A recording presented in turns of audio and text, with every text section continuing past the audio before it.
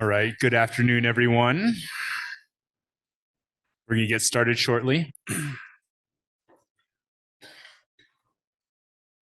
I know it's been a busy, eventful past week, actually, with the DLA being here and also fourth year reviews starting on Friday and carrying over today. So I appreciate everyone being here. I think this is a very exciting afternoon that we have.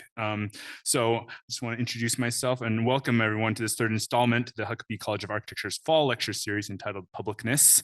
My name is Nadine Mai, assistant professor here at the college and chair of the lecture event exhibition publication committee. Today is my honor to introduce HCOA alumnus David Hart, who will be giving his talk entitled Publicness, Intimacy, Thresholds, Purpose, and Scale. David is the president and CEO of Steinberg Hart, an international architecture, interiors, and planning firm. He also serves as the president of our Design Leadership Alliance, a body of professionals that engage and partner with the Huckabee College of Architecture to provide significant contributions to the college, as well as our students and faculty.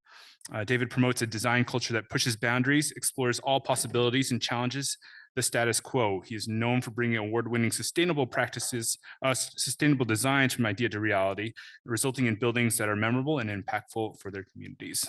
With offices in Los Angeles, New York, Austin, San Francisco, San Jose, San Diego, and Shanghai, Steinberg Hart engages local organizations and supports causes that improve lives.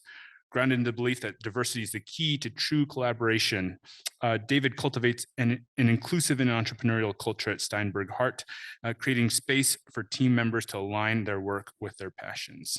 Under David's leadership, the firm remains ever-changing, evolving and transforming through an innovative and idea-driven approach to the practice of architecture. Thus, without further ado, please join me in welcoming David Hart. Thank you.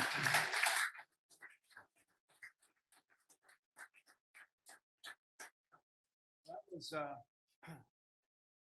left for me to say about myself. That's great. Thank you very much, Nat, and thank you, Huckabee College of Architecture and Dean Upe for inviting me.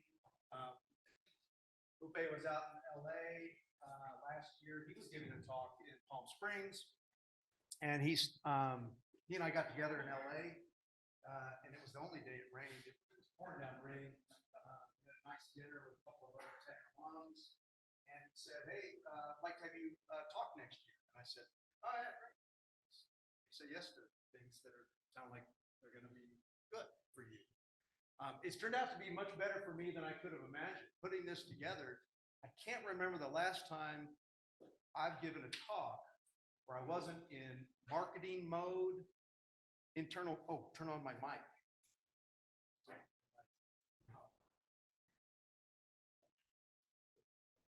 Green light, flashing light. Good? No?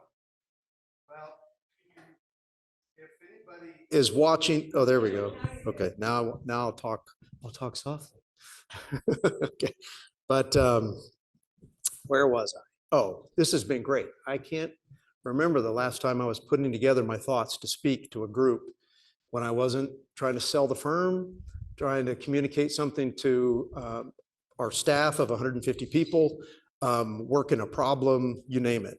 So this is a treat for me. Hopefully I don't bore you too much with too much self-indulgence, but I'm gonna start off with a little bit. Publicness. I have to admit, I didn't know what publicness was. I knew what public was. It's just not a word I use. So we usually add ness to things that we're softening or want to be a little bit in the gray area or something like that. So when you add ness to an adjective, it becomes a noun. Well, that's, should know that, but I went to architecture school and didn't make it out of this building much to learn these things. And then it's the state, condition, or quality. So public, we use the adjective rather than the noun. I use the noun a lot, talking about the public. But really what I'm getting to is, really, it got me thinking about what are the qualities of architecture that concern people as a whole and exist in open view. And so the good news, bad news for me is I've spent my whole career working on projects that are in the public realm. So it was hard to figure out what I would actually talk about. And that's where I started with this, qualities. What are these qualities of things? Now I put this in because I thought I would see Victoria McReynolds because she worked on this project when she worked with me, but I don't see her. But anyway, things being accessible, and by accessible, we're not just talking about the ADA requirements, but beyond that, that's baseline, really welcoming, making everyone feel included, everybody feeling welcome, that it is accessible to all. Circulation, when you go to a hospital and you have to follow the lines on the floor and you're confused, you don't know where to go, that's not good circulation. That's why there is this business called wayfinding. I think a good architecture is self-navigatable. The circulation tells you where to go. It's intuitive. You don't need signs and signage. It's there as a confirmation, but the architecture itself is guiding you and leading you. Structure, of course, everything has structure, but structural integrity, structural expression, that we are true in our structure. We're not, well, let's say like a Charles Moore sculpture. It could be anything inside of that bronze. The bronze is what matters. The structural integrity inside is not necessarily something that is inherently important. I think structure is important, or as a quality I look for. Transparency, you'll see that through a lot of the work. Permanence, that it belongs there. And context, whether you're matching or disrupting, but you're paying attention to your relationship with context. Now, I started there and I'm like, okay, I've got one slide on that. I'm not going to talk about that. It's not particularly inspiring, but it is important when you're thinking about work in the public realm. What are those things you're looking for? And it's also important, I think, as an architect, when you're an architectural student, designer, anybody who's engaged in the built environment, that you do have some lens that you look through, that there are some qualities that you're looking at when you go through a crit. So anyway, that's that slide. And this is a building in Saratoga. It's a two-story it's basically all the different disciplines on campus come there for high-tech, high-touch learning. And all the tech staff on the campus, rather than going out to all the different buildings, the super duper tech staff are there. And then the teachers that are using technology in advanced ways for teaching come to this building, try out new things. So fun project. Okay, approach. Now approach is a little different than qualities. Approach is how you look at things. And it isn't the same every time. And for me, I'm going to share 3 different projects and what I was thinking when I worked with the team. And I think it's important to realize that everything I'm going to show you today was they're of scale and they're with teams. There is not some architect sitting, ruling the world, making all the decisions. It's really about teamwork. It's about collaboration. It's about having the dialogue that's necessary to advance the design to a higher quality. Okay, so intimacy in the mid-90s, let's see, probably many of you were not born yet, I'm guessing, just doing the math in my head. But at that time, we were rethinking the library. Clearly, the tech library has not been rethought. I walked through, it looked pretty much like it did when I was here. I love libraries. So rethinking the library in 1997. What was going on then? The computer, this thing that we all have, this super powerful device. Well, at that time, it was books, computers, and really creating places for people. And we got hired to do this project in New Zealand, of all places. The Kiwis, they said, well, we don't want an academic library, although it was one. They went and toured all these libraries in the United States, and they liked the public libraries. They liked what public libraries were doing in the 90s. What public libraries were doing in the 90s is that they were creating all kinds of ways to engage with people and be public. And so when you think of a library, a lot of us might think of the reading room, this New York Public Library. It's pretty fantastic. It's a public place. But everybody's working alone in a very intimate, in a very private way. In fact, when you're in a library, it is a protected right that you can explore and do what you want. It's you're free. and you're not going to be judged. And librarians are really good about policing that. Now we have Google, Amazon, Elon Musk. We have other people doing that, not librarians. It's obviously a different world. This place, University of Otago in Dunedin, we look it up. We did have the internet by this time. It was a little slow, but we saw this and we thought, oh my gosh, how amazing. We'll be able to infuse new, exciting energy into this old Gothic world. And by the way, this is the southernmost university in the world. They were starting to have international students. They realized that they needed to change the whole way in which that they interacted with their student body that was coming primarily from Asia and Southeast Asia. The South Island of New Zealand was actually settled by the Scots. This is a Scottish looking Gothic architecture. But it turns out this wasn't the building. That 1960s building, where's the pointer? Right here. This thing, that was the building. And this is the edge of campus. And what would you do at the edge of campus? Well, surely you'd put the loading dock. Why not? The entrance is here. This is the back of the student union. And this is a major pathway. And then over here on the site plan is here. This is a beautiful museum park that's right across from this building, completely turns its back, insulated. This was something that was very popular in the 60s and carried over into the 70s, is building buildings that just turned their back on everything and actually put the front door the wrong way, if you even had a front door. Those of you who are working on the fourth year studio, you may be exploring some of those concepts. Had a nice courtyard. The secure zone of the library, which is a dying thing with new technology, was right here. Checking the pace. Okay. So intimacy. It's 200,000 square foot, 100% naturally ventilated building in 1997 was way ahead of its time from a sustainability standpoint. The reason New Zealand is out at the forefront is they do not have the natural resources to waste like other countries do. So they have to be really smart about how they use all of their energy.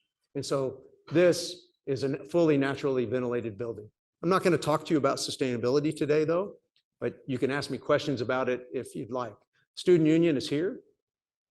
This thing we call the link, this was that outdoor area you saw on the prior slide.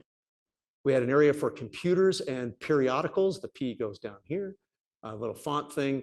The atrium or reading room, and you'll see why it's in quotes, stacks and group studies, and then quiet study. So it's really a gradient from less private to more private, but the whole thing is public, right? So floor plan, the old building sat in this footprint right here. And what we did is we built phase one. We came in and we built this piece. And then we came back and built the piece around it. When you're dealing with architecture in the public realm, good chance it's occupied, being used, and needs to be used through the renovation. You don't get to just take everyone, put them somewhere else, and start over. Now I recognize you. It took me a minute. I've seen an old classmate. So this is the building. It's a modern take on things. We did use what you saw as the white stone on the old Gothic buildings. We did use that stone here called an Amaru stone. A nice courtyard that sits out in front of the library. We think what happens at night is as important as what happens in the day, particularly on a university campus. It needs to be safe. It needs to be welcoming. Now, of course, there's no people in this picture, so not a good story. Here's that link. You come in through the main entry. There's an upper area here. There's this main link that walks through. And then this is the secure zone. And so we have perforated metal. So there is some permeability of sound and energy that kind of comes in here. And then glass, of course, here. Now, and there's a few people who can't answer, but does this building look like anything you've seen on your campus? Any elements of it that look familiar? Yes, it's just raise your hand and shout it out. Yeah. Student Union building. Yeah. So I worked for the same firm that did your student union building, which was Hardy Holzman Pfeiffer. I think that's the plaque that's on it, right, Darwin? It's a Hardy Holzman Pfeiffer building, not a Holzman Moss Patino. Okay. Is it Holzman Moss? It was completed in 03 though. Okay, well that, I don't know how they pulled that off because the firm disintegrated in 05 and anyway. So, but yeah, I worked for the same firm. So this is when I worked for Hardy Holzman Pfeiffer, which is the same, if not the same firm, tied to the same people who designed your student union. This would have been a few years before your student union though.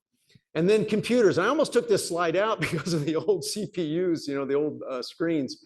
And then I put it back in after visiting your library, our library, because I realized that what we were trying to do here wasn't less about the computer and more about creating a certain kind of energy around this kind of space. This kind of space was new at the time, if you can imagine it. And we wanted to create something that was dynamic, something that was fun, something that felt different than the rest of the library. We didn't want to just go electrify the old Carrolls and just put technology into another type of space. We wanted this to sort of feel intimate, that you were protected and held in the way you might in, you know, a Carroll.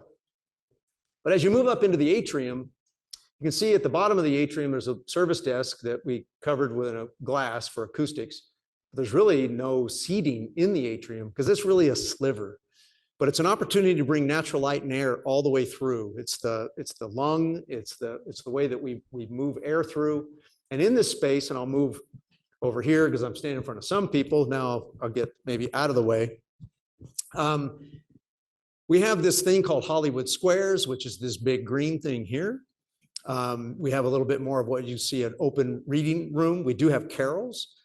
And the little thing of each Carroll having its own light and own plug-in creates the personalization without the dividers. We brought street lights through the middle of this to really help it feel like a zone within that, so we weren't suspending light fixtures everywhere or had big high-powered fixtures up above.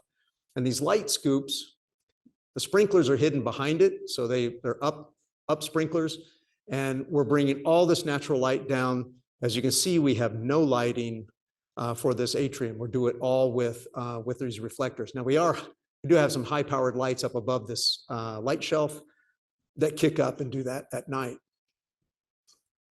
And I'm sorry for the grainy photo in the middle, but I really like this photo because this is really about being in public, but then still having your private space, still feeling comfortable, having intimacy. I mean, each one of these people in the Hollywood Squares is camped out, but they're in the middle of the library. They're in the heart of the library. Here, if you wanted to camp out, you'd be up in the stacks, creaking across metal, and you're hidden away, you know, at the main library. And then the other thing we did is, and it's always, if you go to another country, figure out what you can do that you can't do here. This was one. You wouldn't be able to do this stair in the United States. And the elevator doesn't even go up to this level. So that's another thing. So it's technically a mezzanine to the bigger level. But what it is happened during construction. They needed more spaces. So in construction, we added another 200 spaces and basically this leftover space that was up high. But what's neat is it just kind of gave us another perspective. This is between the two light scoops from like standing up here. And then you move into the traditional stacks. And even there, we were looking for opportunities to sort of play with that privacy in public and these peekaboo moments. Sort of, yes, we're scaling the intimacy for moving to quieter and quieter spaces. And of course, these are spaces that are sealed off, so they are protected and acoustically separate. But then when we get over to the far south end, which would be the equivalent of north in the northern hemisphere. So this is south light there is the equivalent of our north light. So that's why it's all glass. So that, and you can see this is the quiet study Carrolls that are at the edge. You can see all the ins and outs of the glass that move along this area. And so really, as you move from one end of one part of the building to the other, you're really moving to a much more private, quiet, intimate sort of space. And then the reading room here, which is a quiet reading room, is actually in the most publicly visible part of the city. This is a very busy traffic intersection. And that's that sort of duality between being in a private mode, but kind of on display, it's putting students on display. So now everybody who lives in the city, who similar to Texas Tech, everybody who lives in Lubbock takes pride in Texas Tech, but they don't get visibility other than football or other sporting events really into what goes on here. And so part of this was to sort of put the university on display. And now this is the architecture that frames this museum park. The main museum sits on this park, and it's really I'm sharing this one kind of to set up what's next. Public-private. It's hard to talk about public, I think, without talking about private or thinking about those two together. And as we, from the intimacy piece, it's kind of a gradient in my mind. But I got a little font problem, I see. This public-private thing's in the blender right now for me. So I thought this building 25 years ago was fun, that we played with that concept. It's a lot less fun at the moment.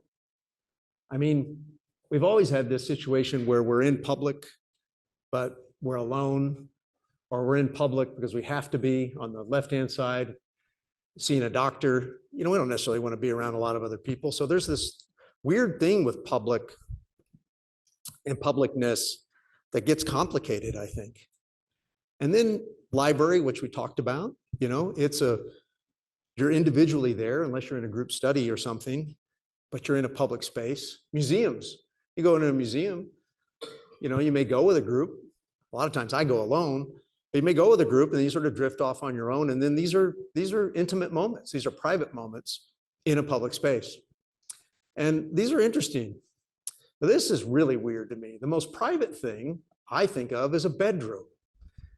And you have the entire world via your mobile device with you. You're not alone. You have everything with you. And so does a couple. It's, this is so much more, it's the public, I'm holding it, publicness here. And we, as architects that define space, what does this mean for us if public is here all the time, that private and public are in this blender?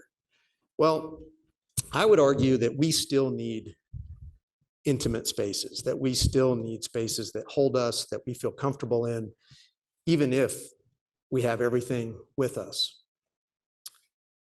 This is where it starts to get a little crazy for me, and I'm going to sound like the old guy. This stuff is orchestrated now. This is normal. You guys are like, yeah, this guy's old. Everybody does this. If you don't do this, but the concept that you're going to make this decision about the rest of your life and you talk about it, but then you're going to, anyway, the camera's on me. This is being recorded. Publicness is everywhere. So I think this duality between public and private, this contrast, I think it's an important thing for architects to think about. I think as you're thinking about public spaces, think about all the diversity of the population and who is going to feel comfortable. How do you welcome everyone? How do you feel included? Because inclusivity is not guaranteed in publicness. Community is not guaranteed in publicness. Transparency and some of these other things might be, but I think it's important that you think about community, that you think about connection, that you think about convening. We are convened here. Now, some of you may have had to come here because your teacher made you or your instructor made you, and you're going to get credit, or you're going to have a test later. How many people are here because you're going to get quizzed on this later? No one? Oh, all right. Well, thank you for coming. So we do a lot of campus design. And I used to do a lot of it personally. This project was a big passion of mine. And its thresholds, inside, outside. This in and out is a fundamental element of shelter, fundamental element of architecture. There's a here and a there. Now, thresholds, they have them in the theories of the Big Bang. They are an important concept in science. It is, I think, a very powerful tool for you as a designer. And this isn't like every project, oh, it's about thresholds. I'm trying to just say there's different ways when you approach a project, figure out how you're going to approach it. Have a list of different ways, because working on projects in the public realm are daunting. Everybody has an opinion. Everybody's telling you what to do. There's a program. There is net zero. There is all kinds of requirements. But at the end of the day, we have to make something that makes sense. And to get there, I think it's important that you have a point of view. And on this particular project, thresholds was the thing. And there's something more about thresholds that gives you a sense of this in and out. And philosophers talk about this, the inner being, the outer being. There's a lot of depth in this particular topic. And threshold, whether it's twilight, whatever those conveyances are, is just something I'm fascinated with. The library I just showed you had very few thresholds. It was about removing barriers, but in a completely barrier-free society. And when I mean by barrier-free, I'm not really talking about accessibility. I'm talking about when you remove all barriers, you got to be careful that it doesn't look like a gymnasium, that it isn't just a big open space with a bunch of whatever goes in that space. So it's important that we still create edges, we create places for people, all of those things. And so thresholds are a tool to know that you're here or there. So we come to this campus, Grafton Hills College. We thought we'd been transported to another part of the world, South America, I don't know where. We had never seen these buildings. These are right in Southern California, actually a place called Yucaipa. Our Speaker of the House is in, this is his jurisdiction. Or no, our former Speaker, the former Speaker. The architect is Stuart Williams, and Stuart Williams, if you look him up, very well-known architect, Palm Springs modernist. You will have a hard time finding this work you can find it on the internet, particularly because you can type in Grafton Hills College and you'll find it. But if you were just looking up Stuart Williams, you would be hard pressed to find anything about this project. It's as if he didn't want anyone to know, nobody wanted any, but these are fantastic brutalist projects. Now, as you guys know, fantastic brutalist projects have fantastic brutalist problems. This particular one is that there's a fault line, two fault lines that run very near this campus. They didn't know that when they built this in the 70s.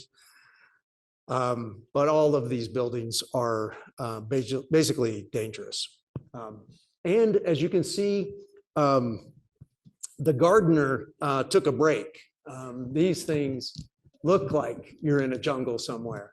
So it's endearing, but boy, mind-boggling how we didn't know anything about it. Our whole team, and we're in the business of doing colleges. So what did we do? We ended up doing a master plan, and I'll just show you where the core buildings are. Those core buildings are right here. That's it. Those significant pieces of architecture are this piece. But his original master plan, and there's some outbuildings out here, but his original master plan had this other axes. And so we looked at that. It had some outbuildings over here. So basically, his master plan probably had another 100,000 square feet, and we needed to add another 1 million square feet. So we had to figure out how three-dimensionally to put all this space in. And we have. Now, we haven't been the architect for all of the buildings, but happily, quite a few. And you can, when you see terrain like this, by the way, in California, it's an earthquake zone. That's how these formations come to be, is that through all the faults and whatnot. But I'm going to talk about a building up here. I'm just going to talk about one. And this is an allied health building. It has a fire training, it has EMT, it has everything, nursing, it has all of the allied health components for this community college, a very important service to this community. And we basically figured out that those original buildings, they had a portal that went under them, but the upper part, aside from being structurally unsound, they had, they just weren't very functional. The functional spaces were small. So what this is you come from this major parking lot, which I'll just go back a slide. This will, in the master plan, be a giant parking structure as it grows over time. So imagine a parking structure here. And then instead of a long sidewinder of ramps and taking down all of these trees, what we did is we just connected the building to grade. So you can come in flat to the elevator and down, or you can come and use the stair if you'd like. And then it created a gateway to a new courtyard. So this is the building. So it's really hard to build in concrete at this site, knowing what we know. We need to build it in steel, which is lighter. Concrete buildings are just a little bit too brittle when you're at this level of seismicity, which is just a fancy way of saying the ground shakes hard and things break apart. So basic, classrooms, offices, collaboration space. This is the courtyard that you would come from the parking and up and through. And this part of campus really didn't have any sort of social space for students. So we had to put that together. So we put it here. You can see this bridge. These go from straight to bending out as you come along. You can see the courtyard, and the landscape hasn't really matured in this photo, and the access. And there's the walkway up above. So this now, the building is becoming a threshold because it starts to be a tubular or extended threshold where we compact a lot of student energy. So now there's a lot of interaction with students in this long passageway, even this guy that's running. Transparency continues to be a theme that we think is important for daylight, for connection to the outside, but also the kinetic energy that comes with that. So a little bit of a modern interpretation of what we were inspired by when we first arrived there. Purpose. So obviously buildings have programs, they have a function. Purpose and building as instrument is taking it to a level where it actually defines the design. So some of you may be familiar with this building. It is the most recognized structure in Los Angeles. It's about 1.7 million visitors a year. It's Griffith Observatory. The architects, John Austin and Frederick Ashley, were the architects. Completed in 1935 after the 1933 quake. Why that's important is that it was going to be a terracotta building, highly ornate. We're in the 30s, there's not enough money, but we also need that 5 inches of extra concrete to be able to build a stable building. So that's basically what they did. So this thing has survived numerous earthquakes, and it has a minor seismic upgrade. It was not in great condition. Despite its popularity, it had not been well maintained. So the renovation was a big part of this, but so was doubling the square footage. The Zeiss telescope, more people have looked through this lens than any other telescope on the planet, because seldom is there a 12-inch public telescope. So I think it's something like 17 million is the number now that have looked through that. These are the astronauts from, some of the astronauts from the Apollo mission. Some of you might recognize this guy, James Dean. So this, Griffith is a thing that everybody has an attachment to in LA in some way. And so you can imagine in the public process of designing, everybody had something to say about how it should be done. And so we did these colorful programmatic models. We had an auditorium here, which later Leonard Nimoy gave the money for. So we worked with him on that. For the people who, well, the people who know who Leonard Nimoy is know. And then we had this sort of element on the west facade. This is the only part of the project that was really going to daylight. And so when you're going to go and dig a hole like this and go under a building, what he kept saying to the client was what's going to go in here? Well, don't worry, you build it and we're going to figure that out. Same with the planetarium. And we put the brakes on and said, no. We can't keep working on this project to just do a shell space. We need to know what it's going to be. Identity, purpose was critical because this observatory, although, maybe it was a little tired on the inside. This is all we were coming up with at this point in the schematic design was, I would call this placeholder architecture. I'm sure you guys have all had that when you had a crit after 2 or 3 weeks and you just had to get something, and that's your placeholder architecture. It's something so that you can talk about your project and advance to the next stage. Here's what we started to, as we dug deeper into the history, George Hale, Edward Kurth, and Russell Porter. These are astronomers. And Russell's actually more of an artist. He's the, his initials are on almost all of these. For some reason, I can't, here's an RWP, and another RWP. So that's Russell W. Porter. So what we realized is that there was a tomb of sketches about the instruments, about what the building was going to be functionally, and hundreds of different iterations about what the building would look like. But basically, the architecture ended up being a total response to the purpose. The instrumentation, the observation tools came first. They're literally building around, like you might design a nuclear power plant or a water treatment plant, right? But typically, we design these things for people. It's very elastic. And we dug down on that. We were like, well, the Foucault pendulum, I mean, look at this thing. This is the star ball from back then. It looks like an ant out of a, out of some sort of old scary movie. So this dome was a sun telescope called a coelostat. The Foucault pendulum sat here in the middle at the lobby. The planetarium was here. The Zeiss telescope, which I mentioned earlier, is there. So you can see, although it's a Beaux-Arts plan, Beaux-Arts design, it is really designed around these key functional elements. So then we advanced quite a bit when we had the exhibit designers involved. I mean, we drilled down on every last little space and what it would be. The specificity of the purpose of this building allowed us to advance it and advance it in a meaningful way. It also allowed us to raise money. There was $32 million for a $100 million project. That's what we had in place. So we had to raise the other 2/3. And without a story, without specificity, there's no way in the world you'd be able to raise that money, saying we're going to build a bag of space and we'll figure the exhibits out and we'll install them later. And a lot of people will come because, hey, it's Griffith Observatory. So these got modernized, all these alcoves. All of the murals, of course, were restored to their original quality and status. The planetarium, it has one of the most advanced, or at the time, star balls. And down in the bottom, we have planets and just all the elements that go into the exhibit design. But the liberating part of this, and this is the Nimoy Event Horizon Theater, was the west wall. This one piece of architecture. And it now is an instrument.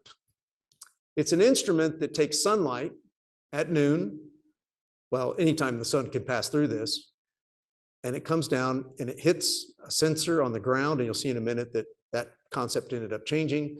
The sunlight is then used through fiber optics to map the stars on this glass wall. Why does that matter? Stars are out there all the time. You just don't see them in the daytime. What this does is tells you where the stars are in the daytime using the sun's energy. And here it is built. And so what this does is it is really a old-fashioned, this is the way observation was done in the ancients, is really looking at how the world was moving. And so this is something that you can experience. It's all glass. It's something very different than you might. So then this is, the thing's not on the wall yet, but the sunlight comes down and hits one of these. You can see where you are in the year and the calendar. It works with moonlight as well. But now on the west wall, we weren't trying to figure out what the architecture would be. We were in service to a new instrument that was being designed by Edward Krupp, who's the director and still the director of the museum. And we got an astronomer from Kitt Peak, Bruce Bohannon. And so I have to say it was a really fun thing because we were developing an instrument for observation rather than just another piece of architecture. But we did make it a nice piece of architecture. This is all bronze. This is the only curtain wall I've ever done in bronze. It helps to have a dollar or two. And when you're renovating a building like this, everything needs to be done for the next 100 years.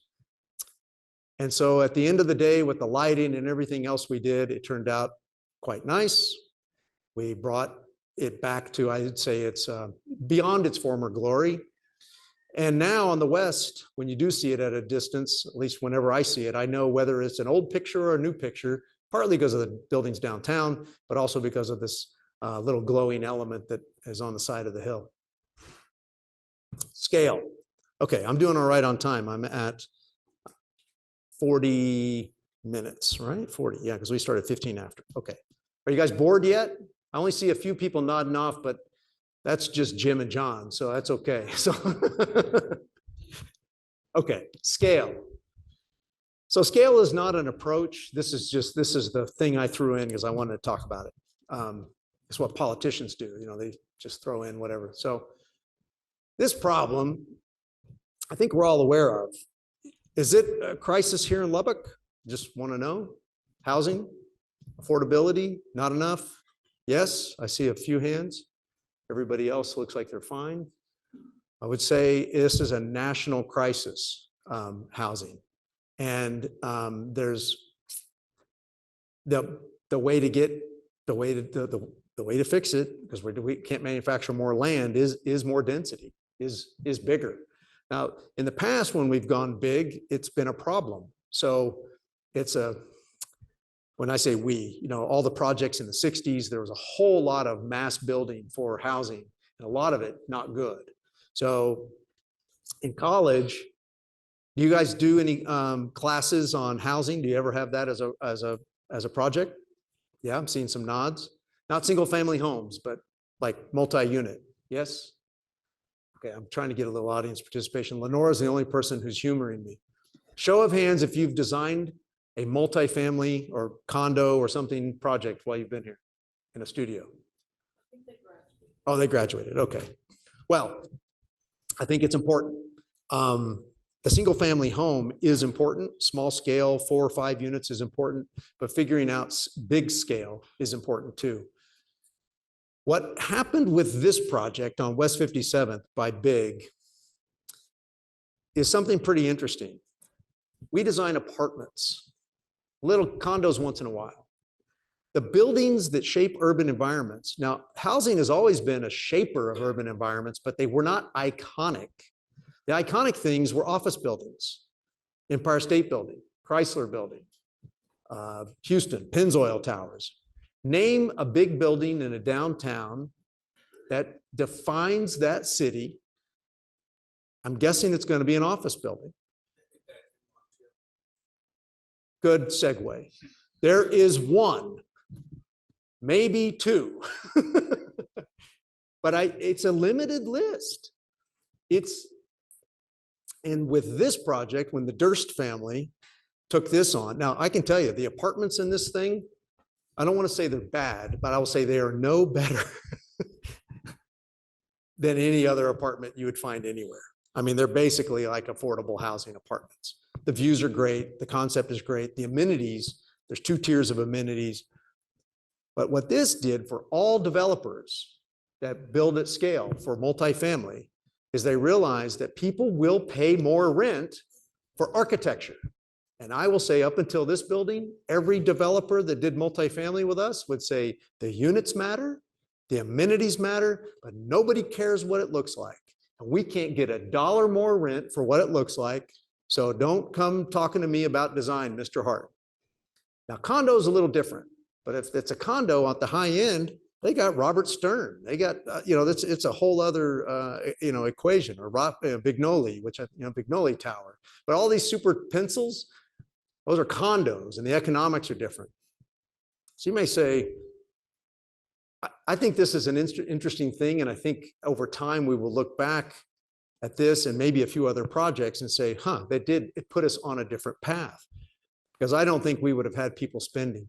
Also, these are brilliant designs, but they are in kind of a garden setting, habitat, and the Corbeau, I guess it's also habitat. It's just, but they're not necessarily in dense urban fabrics.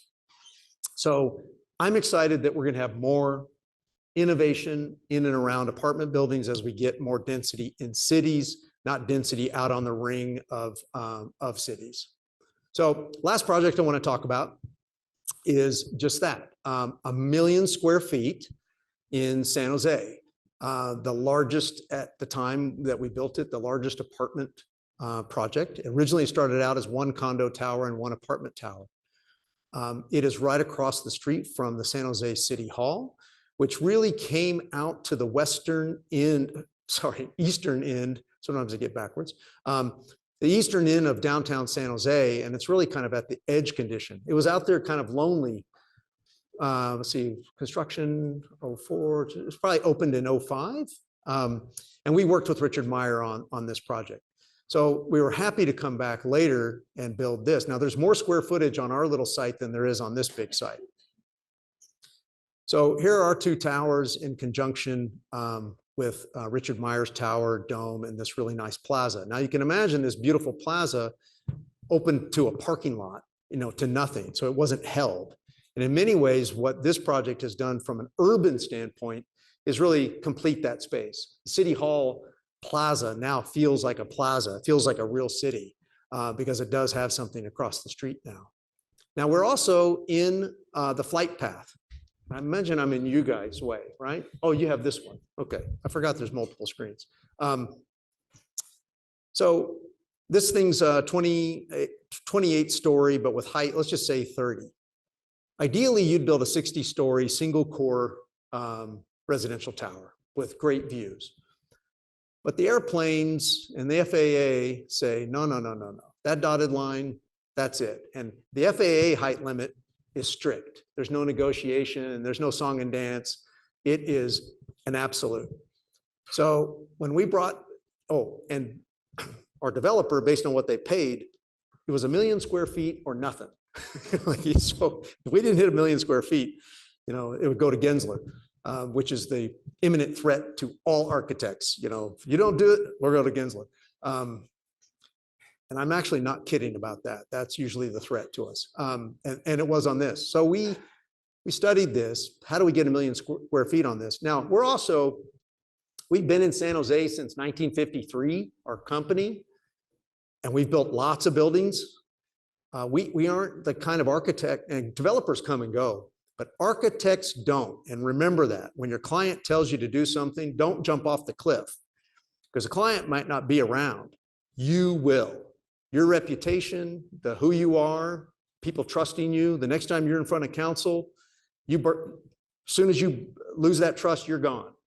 So we were meeting with the mayor as much as we were meeting with our client to make sure that what they looked out the window and saw across the street represented the very best for San Jose and not just what our developer wanted. And so this looks really easy, but this probably took us a year to get to the point where we had this cake and ready to bring it out of the oven. The other thing you have to realize in doing big buildings is you're looking at all the heat gain. So this is an overlap of heat gain and wind. And so as soon as we were putting these things this close together, we had to do a lot of wind studies. And it turned out the wind wasn't as big of a problem. What happens with wind when it hits a building is that it goes down. Everybody thinks about it wrapping around. It does a little bit of that, but it mostly goes down. And that downdraft, in a lot of buildings without a canopy, like your door right here on the side, I mean, before those trees grew, you walk out that door and you've got a little model, a little tornado, take your model, it will fly away.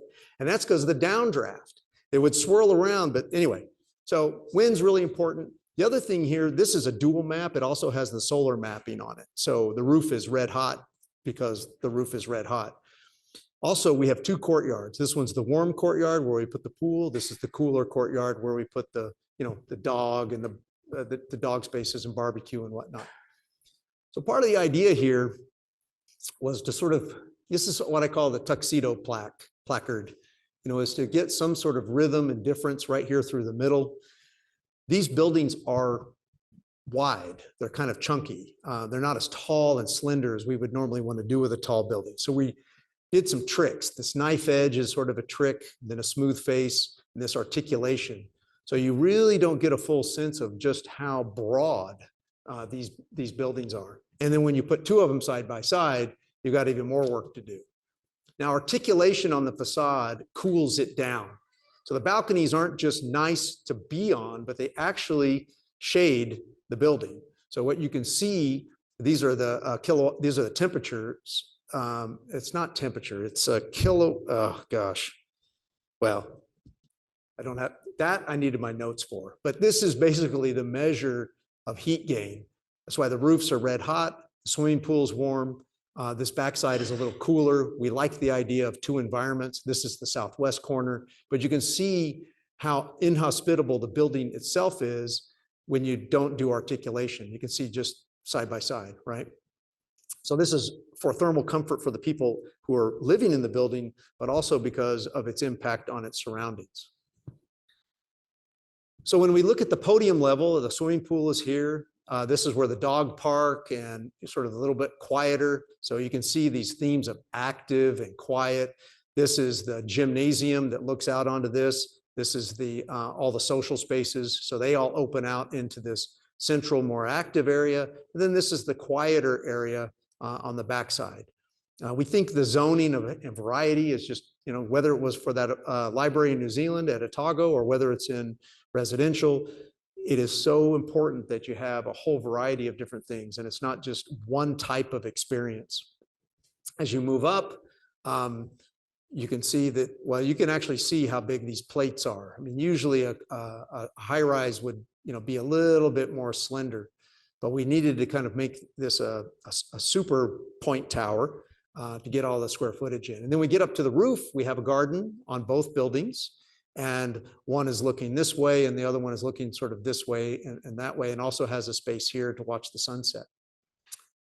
I'm just going to walk you through a couple of pictures. Here's the entry on the west tower. This is the entry on the east tower. This is the facade that you're looking at when you're in the City Hall Plaza. So if you're in the City Hall Plaza, you're looking across at the facade on the right.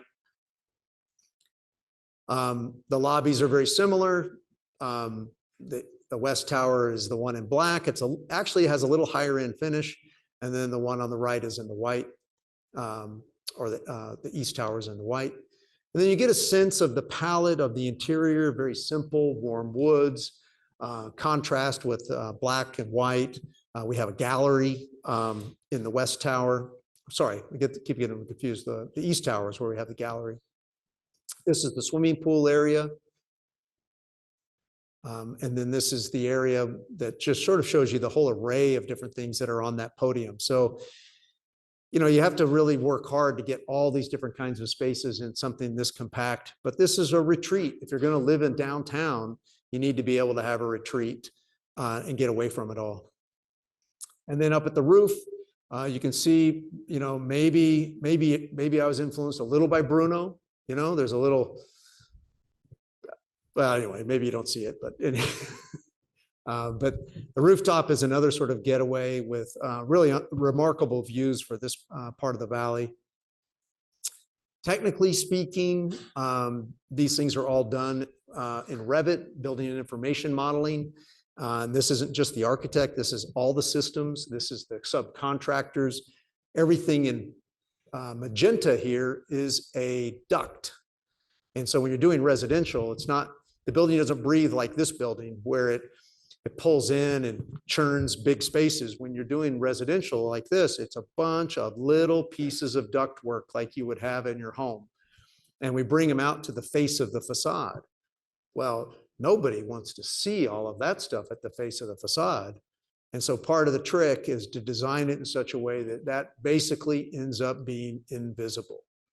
And the process that you go through on a project like this, 1 million square feet, $450 million, there is a lot of rigor that goes into getting that right. And then at the end of the day, you hope that it turns out as a contribution to the city. And I think I'm pretty good on time. So Q&A, if you guys have questions for me. And I think Lenora is going to ask me some questions. So thank you very much.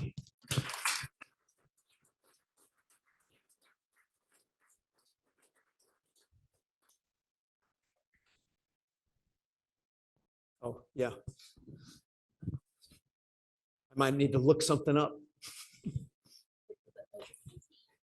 can't remember what it is. There was a time when I was the technical guy and knew things, but I don't know as much now, it turns out. Oh, and I can turn that off if you want. It's a nice backdrop.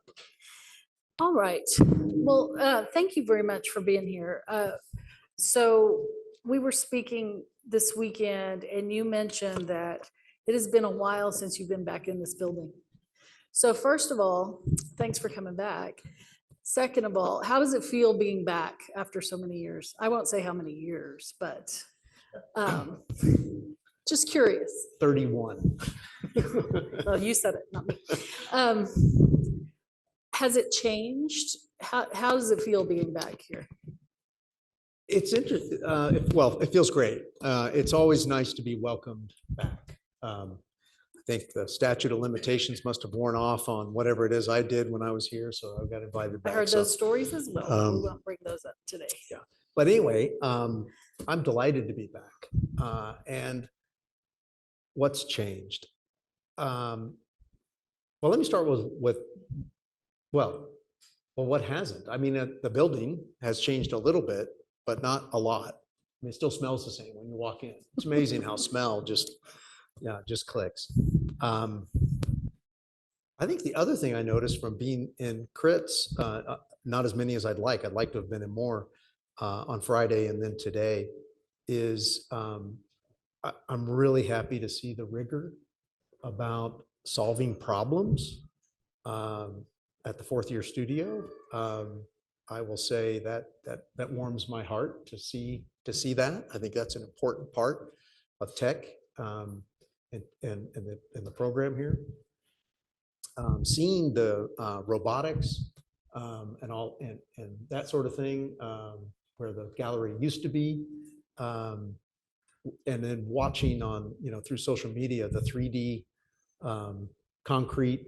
I don't know what you call it, the 3D concrete Printer. thing, a 3D printer. Yeah.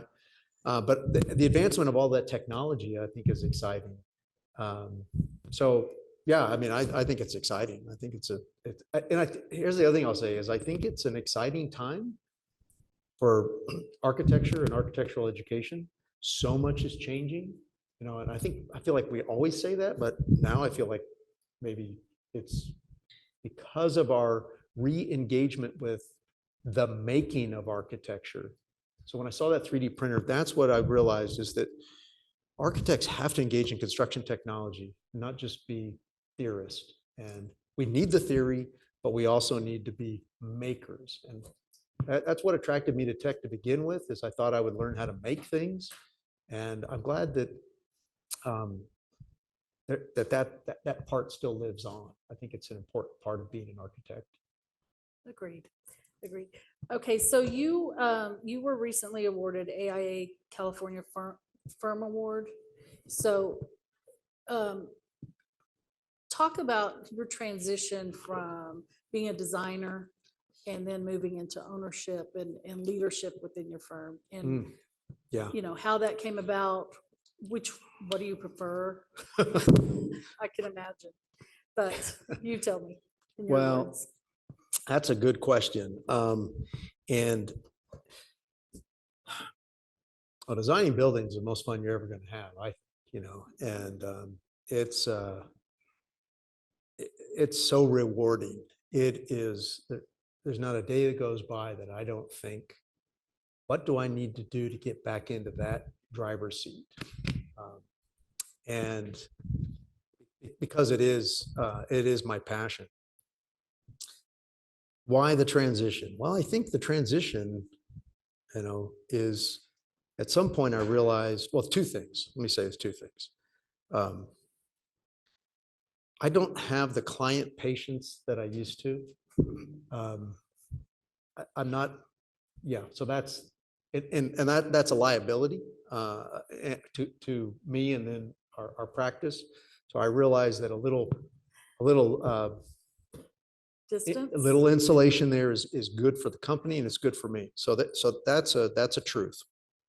I love our clients and I love my relationships with them, but I don't know if I could be as hands-on as I used to be.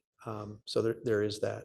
But the other reason for the transition is I can't pinpoint a time, but I realized that our job as practitioners, and I think as all architects, whether it's you're doing it for yourself or you're doing it for others, is we're in the business of making architects as we make architecture. That these things are intertwined. It's a lifelong pursuit of becoming an architect. I'm still becoming an architect. I'm still becoming the architect I want to be. And that I think is an important thing. It was important for me, that aha moment that because I was just focused on the buildings and on the design. And I mean, I ran people hard. I ran myself hard in an unsustainable way. And it wasn't healthy for anyone. So I think that awareness started to make me realize I needed to change some things. And then the more I thought about it, I realized that, well, there's all these things that are not right about the practice. And that started the shift. And the reason I'm still passionate about running a practice and want to keep doing it for another 10 years is I think there's a lot to change in our profession. I think there's a lot of work we have to do to reach the potential that we have as architects in how society sees us, and how clients see us. I think we're in a good spot, but I think there's a whole other level, and that drives me. I wouldn't call it an injustice, but I would call it there's some, but it's more of I just don't like the way the business is.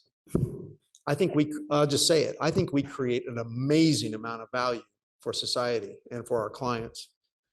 And we still bill it like we're accountants. We run our businesses and we charge, and it's the wrong business model. Now so something like that bugs me. I gotta work it out.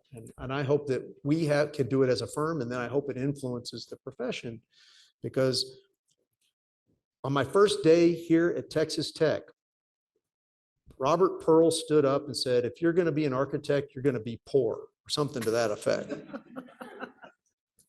Inspirational. And we all said, uh-huh. Yeah, that sounds good. We're okay with it. Rock on, and I think we got to rethink this. We got to rethink it for our families, for ourselves, for the future of architecture. And so sorry to get all excited about that, but that's why I'm doing what I'm doing. Otherwise I would have a little shop of 5 or 10 people and we'd be, designing stuff. Right. So do you find that to be one of the biggest challenges of running in the firm, is just creating value?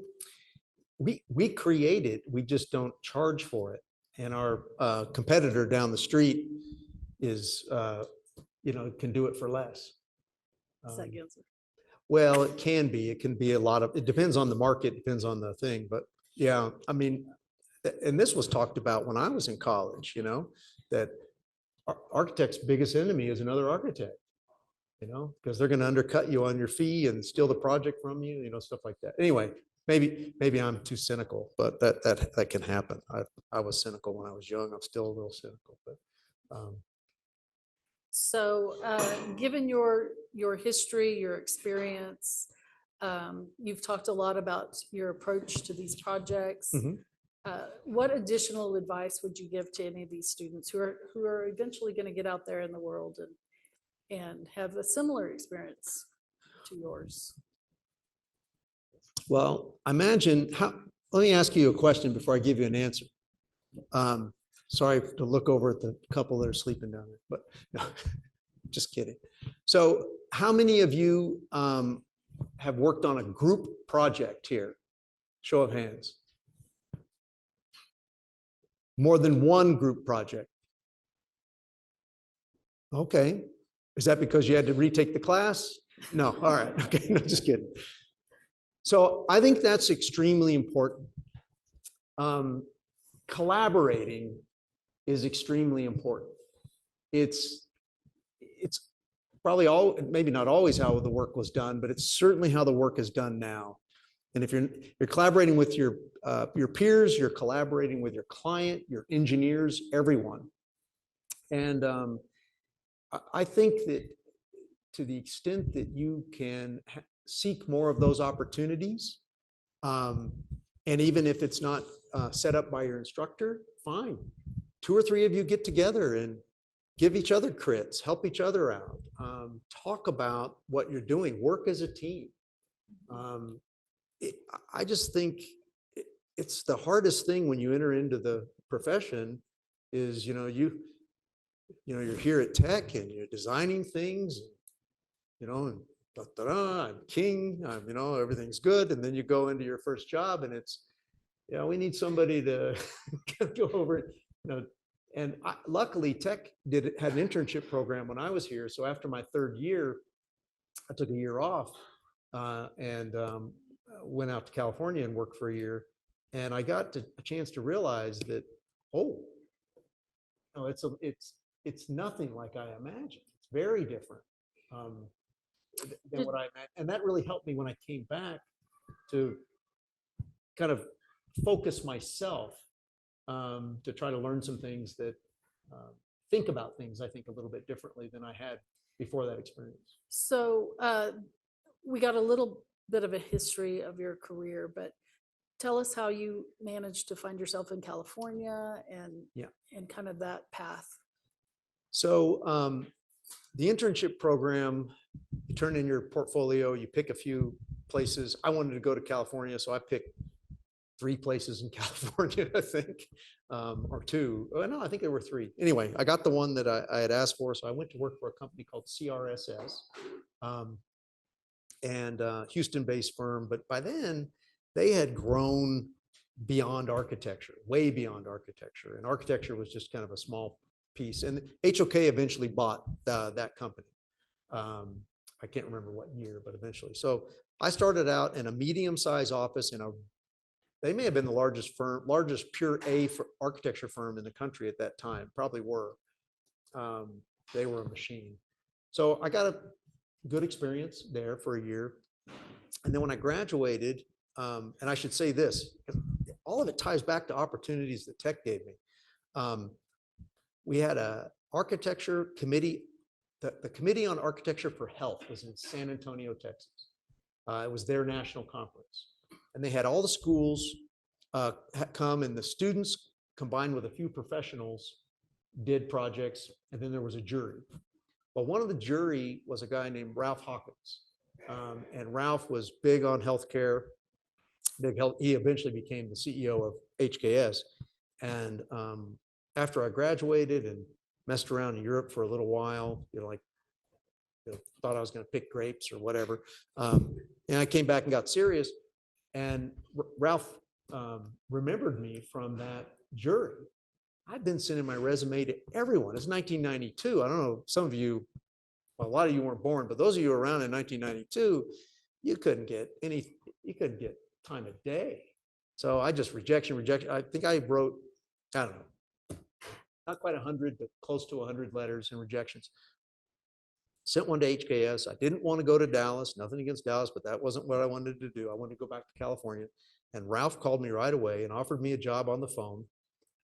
He says, I see your resume. He goes, but there's one hitch. I want you to go to our Santa Monica office. And I'm like, and so I went there, and after about a year, I realized that all the work was being done in Dallas, and we were just out there just designing. Now, this may sound funny. All I was doing was designing, and I was upset. And you I just tell said this, you and they're would like, love to do "What that. were you designing?" I was designing all these big hospitals as a kid, but I wanted to learn how to put buildings together. Coming back to, I wanted to build things, and I wasn't learning how to build things because all of the putting buildings together was being done in Dallas. So I left and went to work for a small firm, and that was the best thing I ever did. I was their first hire, their first employee, and I worked for them for 4 years. I did fire stations. I did work for United States Marine Corps, for the Navy, learned how to put a set of documents together. It was a humbling, good experience for me. I had 2 more children, so then I had 3, and got to a point where I was like, well, the economy got better for one, and I was like, well, I'm not going to keep doing this, not in a bitter way, but just, I need to see what else is out there. So that's when I went to work for Hardy Holzman Pfeiffer in Los Angeles. Doug Moss was in New York. I called Doug. I said, what do you, give me the scoop. He gave me the scoop. And then 3 weeks after I joined, I was on an airplane to New Zealand working on that project that I just showed you. And I was 29 years old and leading that job. And I thought I had died and gone to heaven. It was the most amazing opportunity. I was scared to death that I was going to screw it up. And I luckily did it. Well, one thing I hear when you're telling these stories is that you developed a network when you were here at Tech, whether it be with reviewers that came in or your colleagues in school. And how important do you think that network was to your success? Huge. The thing that happened is that Tech helped me in ways that I didn't even understand. I think Jim or John put me in for an award, the Academic Citizenship Award. Just there were people helping, and they helped you and helped you get to the next step. And that makes it made a huge difference for me. And I mentioned a few stories that I won't share, but We can tell the one about Darwin. Just kidding, Darwin. No, I won't. No. But it seems like there used to be a culture that people were more engaged with each other. And I don't know, maybe I'm wrong about that. And maybe some of you would like to talk about. I'm interested in what the culture of the college now is in terms of socializing and creating that network with each other, that I think is really important for your futures. That's not really a question for you. I guess it's for them, but. Yeah, I can't answer that. Y'all think about that and tell me later.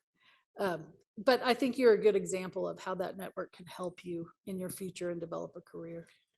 Yeah, and it's interesting. All my friends, when I got here, Doug Moss was 2 years older than me, and Doug was like, and I still admire him, but just admired him, and just people.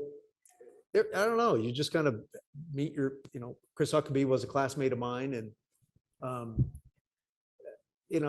there's a whole I look at all the people that kind of came through with my group, and I'm like, wow, look at all the things they did. And I thought and here's the thing that's funny is I thought we were special. And then it turns out through UPE, I find out that, Lance Evans and Matt Garcia and all the, this, and I'm looking at what they do. I'm like, shit, they're special. And then it's Sean O'Brien, and, I start to meet all these people. I'm like, well, the Tech alum are amazing. It's just that they're sort of operating in these little thin strata of 3 to 5 years, maybe not even 5, 3 years of kind of knowing each other. And then they don't know the other generations. Yeah. And actually the DLA, that's my passion with getting involved. As this guy out in San Francisco, why is he, leading the DLA is I think there's a huge untapped potential for us to interconnect these different generations of amazing people. And if we can start to get those people in the same room and talking, I mean, we can raise money, of course. We can create an energy, we can create a brain trust that I think could be really valuable to the students. Exactly. So that the students could say, well, heck, I want to go to that event because I want to get to know the people who can make a difference in my career and in my life. Because the alums, that's a ticket right there, I think. I agree. So sorry to go on a little No, that's great. infomercial, but I did warn you at the beginning that I'm a salesman. So I think we should open it up. Is there anybody in the audience who might have a question for David? You guys are so quiet. yeah, Oh, wait, I think we've got, I can. I don't know if everybody else can. But there's this one. hold on. We're going to grab this question over here first, and then we'll come to you, Stephen. Turn it If you off. could change one thing about this school, about tech, about your experiences at tech, what would it be? Change one thing that my experience.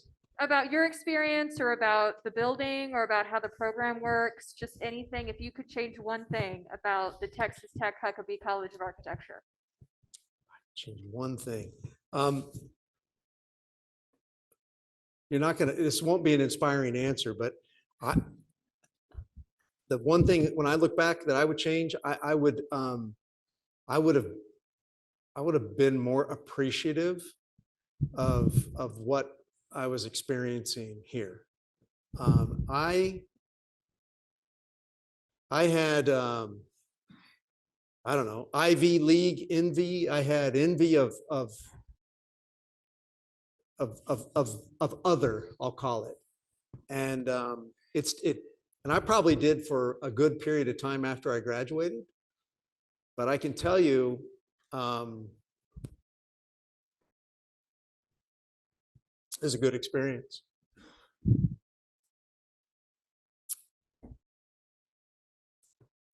That's all I got to say there. You don't know it, but you're shaping your life. You just don't know it. Go ahead, Stephen. Yeah. I don't know those rules, but yeah. I Had think no so. idea that you were going to get me choked up on. Are you unchoked now, or? I'm good. It doesn't last long with me, thank God. Three things I can share with everyone. I too went to a school after tech thinking I wasn't going to be able to get there from here, and learned out that the education I got at Texas Tech was as good as some of the Ivy League schools you're probably thinking about. So you guys are getting a really extraordinary experience. Take advantage of it. Two questions. A lot of people in this room probably do not know what Hollywood Squares is. You might want to explain that.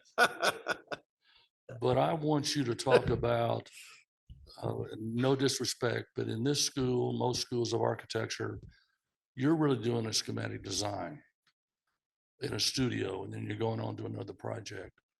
Texas Tech has a reputation in the past, and I hope now, of creating graduates that know how to put it together. Your conversation and discussion about the materiality and making architecture, that transition from a drawing to a real thing, is just a most extraordinary experience anybody can have, in my opinion, short of becoming a parent. And I discourage you from doing that because they really are challenges. Talk about that, if you will, not the parenting part, making a building. Well, I think it's too much to learn in 4 or 5 or even 6 years. So I think the seeds that get planted is, and maybe in college, you can't get much further than schematic design or even design development, 50% design, whatever that is, because it's a lifetime. But it seems to me that the curiosity the investigation, the exploration, these are the things that our professors are able to teach us and instill in us. I call it an approach, a way of getting started and getting on with things, to not spin sort of in circles. Because I think that it really is something where you do iterate and there is some lateral movement, but you do really have to progress forward. And I think that if those that discipline is instilled, and it's interesting because it's a discipline around curiosity, because it's really manipulating the gray matter, right? I mean, some of my slides, it's black and white, and then there's the gray space. And really, architecture is fantastic because it's not black and white. It's fantastic because it is in the subjective space.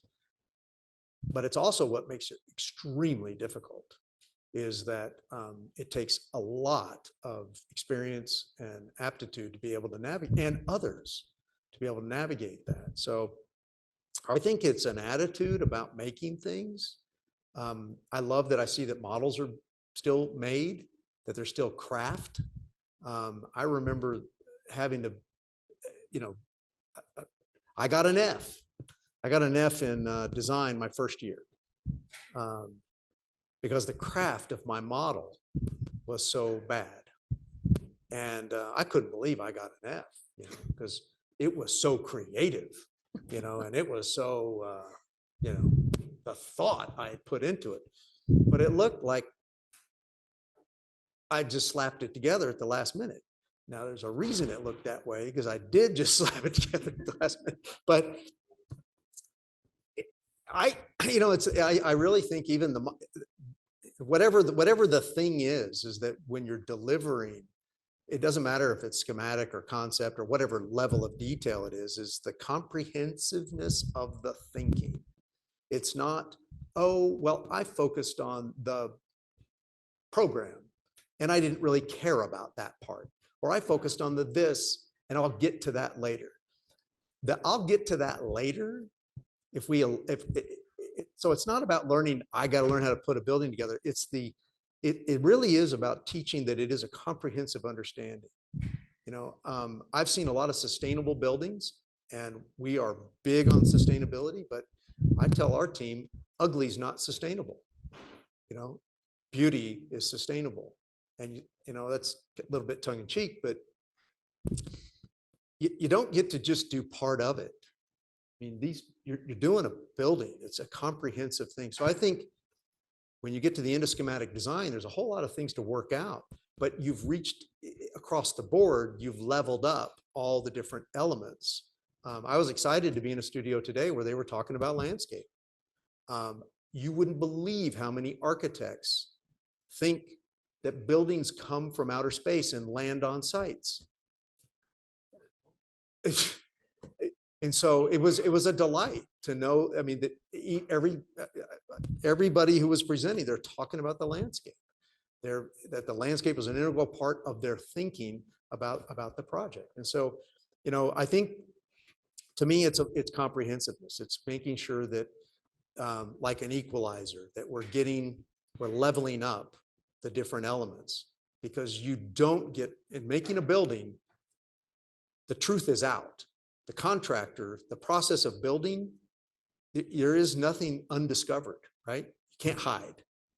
Everything flushes itself out. So you can't throw something over the partition. Somebody else is going to do it. Somebody else is going to figure it out. And I think that's it. It doesn't have to be you learn how to detail every last thing. It's just that you level up all the pieces. Does that make sense? Sometimes stuff makes sense to me, and then I keep repeating myself thinking that it's going to make sense to others. So I'll stop talking.